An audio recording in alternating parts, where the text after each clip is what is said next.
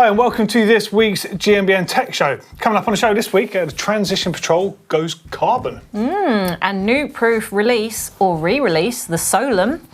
We have a go at pricing up the world's most expensive mountain bike. And Doddy finally opens the boxes on the 5 dev stuff. So let's just jump straight into the topic here, and we kind of virtually priced up the most expensive bike in the world. And actually, I'm quite surprised by how high I could go. So I was thinking, well, what are the most expensive frames on the market? And my mind started thinking, well, it's got to be the Santa Cruz CC or an Evil or something bougie like that. They're only a bargain, 3.5 grand, actually. Yeah, it's cheap, isn't it? Yeah. So I was like, well, what about S-Works? Well, that only creeps up over 3.6. You'd have to go to a Yeti SB150 to get over 4 grand, but that's not the most expensive frame. The most expensive one I could find was a Bold Lincoln, which you're a big fan of, aren't you? It's a lovely looking frame. Which started off the Scott sort of integrated rear shock idea, and that was 4.7 grand. But it does come with a carbon seat post and handlebar, so I don't know if it's a bargain. Oh yeah, you can make it worthwhile then, can't you? Wowzers. Beautiful frame, but yeah, that's a serious bit of cash on there, isn't it? And then I thought, well, you're gonna have to, pimp it out with something like some, the suspension has to be something from a smaller brand. EXT are quite expensive. Yeah. Maybe push coil or something like that if we're going enduro.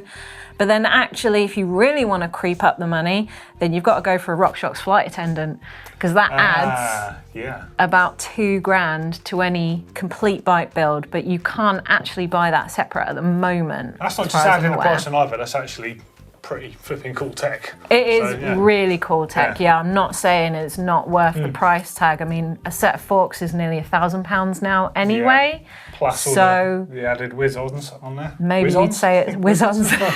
Whiz-ons. No, I'm going to use whiz-ons for now on. So maybe maybe that is still a bargain, because you're getting other tech, you're getting effectively like a telemetry of your own and suspension. But anyway, so the most expensive bike that I could find was actually already complete built, not custom built.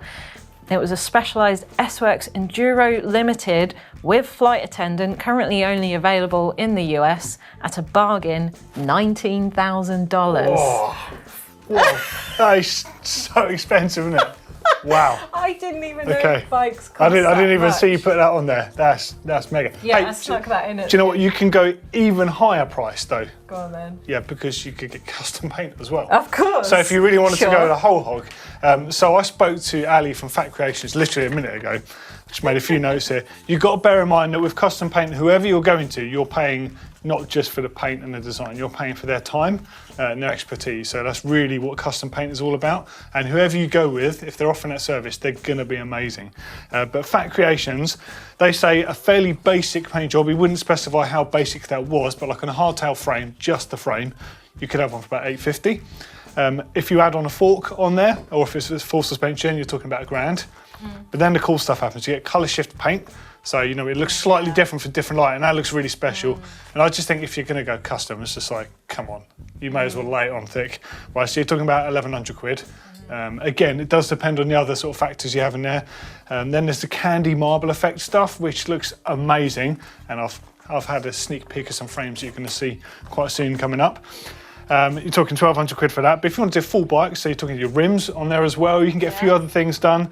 The forks, of course. So the Mint Force frame that I saw at Malvern's last year, this one here, you're talking about 2.5 grand for the labour on that. That's a lot of hours. Oh yeah. A lot. It's unbelievable when you see the stuff up close. But I mean, if you're going to go whole hog on a bike, you may as well do that as well, wouldn't you? But that made me think, when you see those super bikes that the racers are racing at like World Cups and they've had it custom painted for Crankworks or the World Champs or something like that, you're thinking it might be a 19 grand bike plus the paint job, couple of grand. They've probably got Envy's and Chris King on there because that's their sponsor. They're custom painted too. You're looking at 25 to 30 grand for a super bike. And I bet the rider worth adds to the price of the bike as well. Yeah, maybe. I bet if you had that stock bike as it was, well I say stock custom bike like that, put it for sale, and then let's just say it was Greg Minar's bike, and then you sold that same bike. I reckon you could step it's a it up a bit £50 more. bike, and it's straight away because he's ridden it.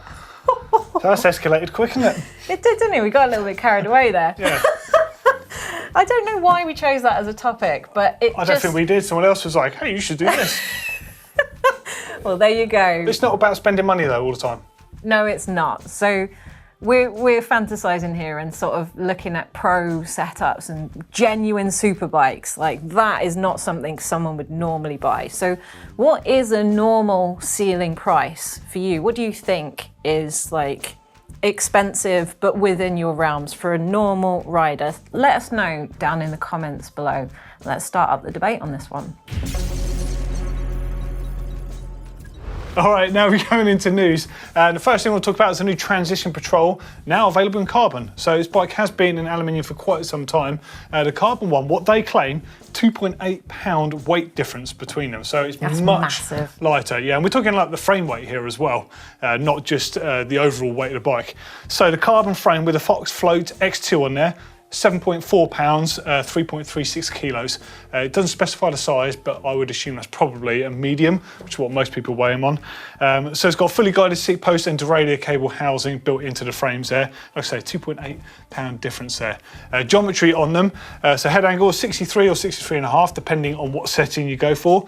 Seat angle, it's size specific, so things like this do change. So on a size small, you're talking 79.6 to 79.1 degrees, whereas on the XL, it's 77.5 or 77 degrees. Chainstay changes as well on the sizing of the bikes. Obviously, got small through to XL here. 434 to 436 on the size small, and on the XL, 440 and 442, which is great. I'd want that as long as you could possibly get that. Reach on the small, 415 and 420, all the way through to 505 or 510 on the XL. So it's absolutely on point with sizing, as it pretty much always is with Transition. They're really like up to date with this stuff. So you're talking 160mm travel front and rear, and there's two really nice colours in there. So one of them is called Bonfire. You can see that one on the screen now. It's weird. It looks like a bright red, but I'm guessing it just looks even better in the flesh. Orange? Yeah, it's really, really nice. But the other one. They colour coded the linkage as That's well, right. the swing arm, and I don't know why that does it for me, but it just looks like it's supposed to be like that, doesn't it? Yeah. Bonfire, so kind of a really nice red, and they've got Moon Shadow. Variation on a grey theme, but it does look really, really nice. Here's the Moon Shadow on the screen. Currently, it's only available as a frame or as a GX Eagle build, but there's going to be more options coming. There you go. It's a lifetime warranty and crash replacement program. It's a Transition. I think they're really popular. People really like them, don't they? Let us know what you think of the Transition in carbon down there. Okay, so 5Dev Components then. So the company that hails from San Diego in California. You've probably, or you might not have done, Nico Mullally, who builds his own frameworks projects, he uses the cranks, which are these. I think they're absolutely stunning. They do a lot of variations of these. They're doing to fit e-bikes and stuff. These are the ones to fit regular mountain bike. You can get them with a 30mm axle, basically essentially for boost. Or you can get the 28.99 to fit SRAM dub, of which these ones are. And they also have the same three bolt profile to fit SRAM chainring on there, or you can fit one of their own chainrings on. Of course. Which, Why just look how nice this thing is. So on screen there's going to be a load of nice shots that our cameraman is going to shoot in a minute. So Q Factor, you've got 167mm boost, and there's also Super Boost available. Like I said, compatible with the 3-bolt SRAM chainrings on there, and they're made from 7075 T651 aluminium, and they're available in 135, 145, 155, 160, 165, 170 and 175mm. And clear anodized like these ones, which if you ask me out of the two colours, there's only one colour, or black. The black do look nice, but that is the one. They look incredible. $349.99. The chain rings, the 5Dev, this one is the oval. They also do a round chain ring and they do a disc chain ring, narrow wide profile. As you can see, this one is a SRAM fitting, so you could fit that on a SRAM crank as well as their own. 3mm offset, 30 tooth at the moment. There's going to be a 32 apparently in the non-oval in the round chainring, and I've asked them about a 34, so I'll come back to you on that one. Fits SRAM and Shimano 12-speed chains, $99.99, 9 colours. There's raw, which is this one. There's black, gold, Kashima, teal, blue, red, orange, purple and nickel, and their colours are unbelievably nice. There's loads of them, and they look really good too. titanium stem.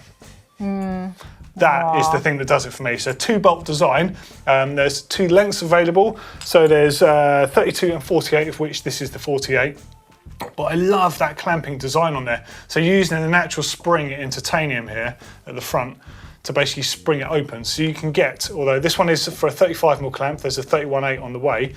They say that you can fit any rise bar in here without having to prise it apart because of the design. It just looks absolutely banging, doesn't it? Really Yeah, nice. and I don't know if you've seen it, but I think it's on their YouTube channel. They've got a video of them literally machining this from start to I've finish not seen it. from a block of I titanium. think we might have shown this on our social. Oh, it's just incredible to like. It's like one of those satisfying videos. Just sit back and watch, you know, like a cleaning video or something. But the weight on this is incredible, and you can barely see the machining on this. Like, makes me. It's not been 3D printed, is it? It's machined. It's almost like they've hand polished it. Do a lot of afterwards. 5-axis machining. Yeah, it's I mean, a basic machine shop. So I've also got flat pedals as well. So if you're into your super trick stuff, now these are not cheap. These are serious pedals. $249.99. 9 colours: black, gold, oil slick, raw, blue, red, purple, orange, and green. They've got one Igus bushing and 4 bearings in each pedal. It's got stainless steel axle on them, and they've got 24 pins per side, 106mm by 110mm, and they are super flat in profile. Do you think we should put these on our limited edition S-Works Enduro with flight attendant and bump it up to 30 grand? I think all of this would go on there, to be fair, and you could add on a bit more cash. But yeah, if you're looking for that sort of high-end stuff, these are just gorgeous. But I reckon those cranks will be so strong as well. Just really nice to see a refreshing brand making componentry like this. Give them a follow. There's going to be a link on screen to 5dev stuff. Well, speaking of aluminium, Nukeproof have just released their Solum again. So they used to have it a long time ago. It hasn't changed a great deal because, well, I don't think pump tracks and dirt jumping has changed a great deal, but it is now in aluminium. So check this out on screen. It looks very pretty. It remains to be a single speed 26-inch dirt jump bike, but obviously upgraded to aluminium and now has clearance for 2.3mm tyres. It remains 100mm travel up front. Sizing is either regular or long, depending on what you fancy or what your style is. And the frame set comes with a headset starting at $499 in the UK, $599 or in the US, or $549 in Australia. And yeah, what's not to like? They released it at Crankworx Whistler at the Pump Track event. Pretty ideal, and I just think people are starting to get more into this again. Yeah, you know? I mean, they used to have this stuff back in the day and haven't had it for ages. And I know that Blake's wanted one, you know, but I mean, he'll ride a Scout for anything. But to have like a dedicated bike for dirt jumping and pump tracks and stuff, yeah, it's great fun. And I'm sure it's got nothing to do with the fact that they've just built a pump track near the Nukeproof headquarters. Oh, nothing to do with that. Yeah, Rob will be like, how can we have a pump track at work? I know, let's make a new bike, shall we? Yeah. Yeah, they do think like that. They think of bikes they want to ride, which is why Nukeproof, I guess, is pretty cool as a brand. Okay, quiz time then. 3 questions coming at you on screen. Do your best to give them an answer and let us know how you get on in the comments underneath. First question, which elite downhill racer is using 5dev? That is this brand that make these very identifiable cranks. Who's using them on his race bikes? Next question. Crankworx has been referred to as the Super Bowl of mountain biking, as it combines multiple disciplines and crowns an overall king and queen. But when did the first event occur? And lastly, what does Q factor mean? And comments time. So from you lovely people, we're starting off with Wayne Giles, who says, love hardtails. Up to last month had a P729er, Oh, nice. now riding a Stage Evo.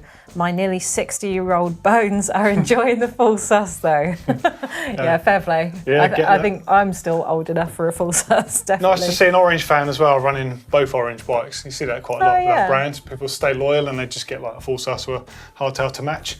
Chimps for Gimps says, I bought my first full sus in April. We love that, Chimps for Gimps. Yeah, sorry. He's a regular as well.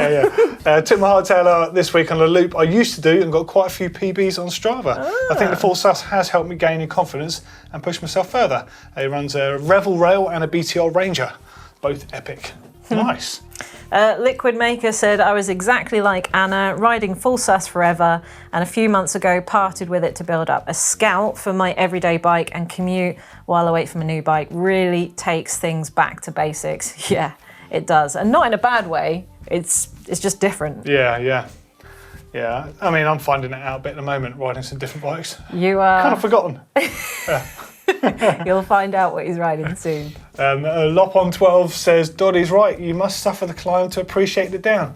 It's not like, no, it's not like, oh, you must, but it makes you really appreciate it because you've worked hard to get there to enjoy it. Maybe. Patrick Yosef says, Doddy, if the shop plans go through, please show us the process. So if you start developing your little bike cave yourself, we need to have a little bike cave slot on you. That's all good. Happy days. I kind of did that before, so yeah. Hoping the new one will be over twice the size. To be fair, I need it about 5 times the size. But you need it just for your brake pad and disc collection, I think. Yeah, and stuff. Just, I've got too much stuff. What can I say? Last comment from Tom Butte says, great episode. I've been eyeing up a Mondraker Race. Can we get an update on how you're finding it, please? My other bike is a 2022 Santa Cruz Nomad CC with my dream build spec. Oh man, that is dream. What do you think? Do you think the Race would be a suitable trail bike, an everyday bike for me, or would it be a bit similar to my Enduro bike? Lots of reviews say that the Race is a trail-stroke Enduro suited bike. It's very capable, considering it's got 130mm travel with a 150 fork on there. It's extremely light and it feels extremely light to ride as well. So it's only a pound lighter than my Canyon Spectral 125, but the Spectral feels like a sturdier, more robust bike by comparison. Like the Race really does feel like a lighter bike. And in fact, if I was going to only have one bike, I would actually have that bike, and I wouldn't bother having a cross-country bike because I can use it in place of that. At the same time, I think it could give your Enduro bike a run for the money, right? But a bike that light, if you treated it like an Enduro bike, sooner or later, you're going to end up breaking it. They make Enduro bikes, so I think the Foxy or the Super Foxy, I think is what they have for that. So I reckon you could have that in addition. It doesn't sound like money's an issue, judging by the spec and the sound of your Nomad. If you need another bike and you need convincing, go and buy it. You'll enjoy it.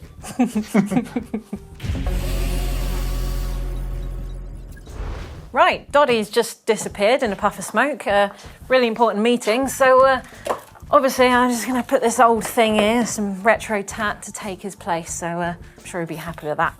And while we do top mods, we've got a Santa Cruz Nomad sent in here from Evrisakis. Sorry, I'm probably pronouncing that wrong. But he's got a Santa Cruz Nomad 2C from 2014 here, which is good, but it's looking a little tired.